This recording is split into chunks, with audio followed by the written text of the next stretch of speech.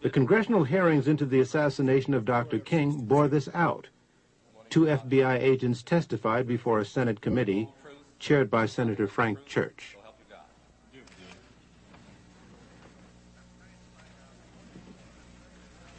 I'm trying to find out what it was that impelled some part of the FBI to pursue Martin Luther King with such an obsession.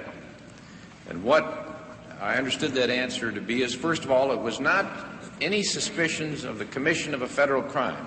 None of the literature showed up a single suggestion that Martin Luther King had committed or was about to commit a crime. Is that correct? That's correct.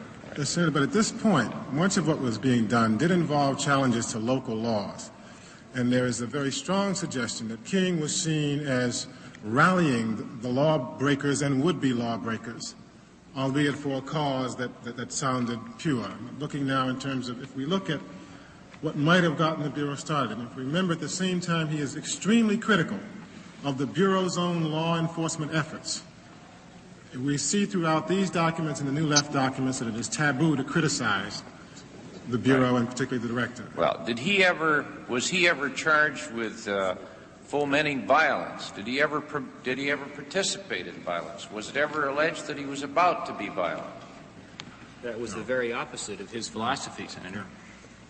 So that it was neither the fear of commission of a crime or the commission of violence. Was there any serious charge that he himself was a communist? No such charge ever was made. So that what was left then was a decision on the part of some persons or person within the FBI that he should nevertheless be pursued. And replaced. And the basis for that apparently was political. The decision that he was dangerous or potentially dangerous to someone's notion of what this country should be doing, and a further theory that the FBI possessed the ability to enter into this field and to investigate and to intimidate and seek to neutralize and indeed replace a civil rights leader that they thought to be politically unacceptable. Is that correct? Yes. Correct. All right. And the tactics they used apparently had no end. Microphonic surveillance of hotel rooms. They included informants. They included sponsoring of letters signed by phony names to relatives and friends and organizers. They involved even plans to replace him with someone else the FBI was to select as a national civil rights leader. Is that correct? Yes, that plan didn't get very far. But it was seriously considered, and Mr. Hoover penned a note to that suggestion commending its authors, did they not? Yes. Right. It also included an indirect attempt to persuade the Pope not to see him. And many other people. A direct attempt to persuade one of our major universities not to grant him a doctorate degree. That's correct.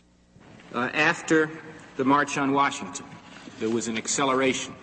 He was defined because of his speech in that demonstration in Washington as the most dangerous and effective leader in the country, and there was a paper battle within the Bureau as to how best to attack him, and he was attacked. After Time magazine named him as Man of the Year, again, the Bureau finds that reprehensible, believes it must attack and destroy.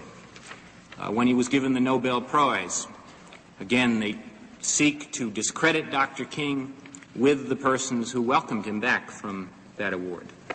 When he began to speak out against the Vietnam War, there's a new crescendo of efforts by the Bureau to discredit and destroy Dr. King.